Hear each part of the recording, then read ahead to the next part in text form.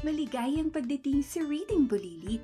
Ngayong araw na ito, ang kwento natin ay tungkol sa mga palaka na may hiling sa kanilang bathala. Ang mga palakang nais magkaroon ng hari. Mayroong isang grupo ng mga palaka na nagnanais magkaroon ng hari. Nagdasal sila kay Bathala na padalhan sila ng haring mamumuno sa kanila. Sinagot ni Bathala ang kanilang dasal. Nagpadala siya ng kahoy mula sa kalangitan. Tuwang-tuwa ang mga palaka nang makita nila ang bumagsak na kahoy. Makalipas ang ilang oras, napansin ng mga palaka na hindi gumagalaw ang kahoy. Tumalon sila at tumuntong dito.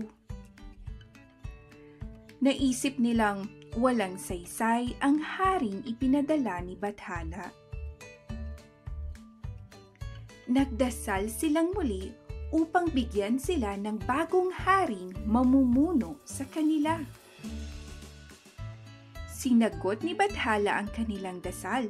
Nagpadala siya ng maliit na igat.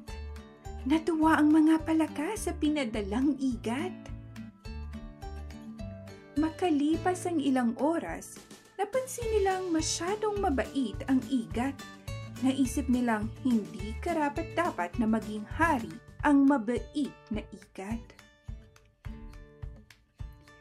Nagdasal silang muli na bigyan sila ng kagalang-galang at matalinong hari. Sinagot ni Bathala ang kanilang dasal.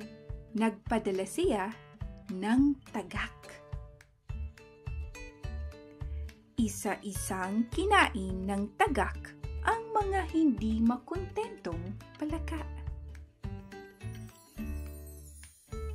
At dito nagtatapos ang kwento natin ngayon. Maraming salamat sa pakikinig. Ako si Teacher Ruby at ito ang Reading Bulilit.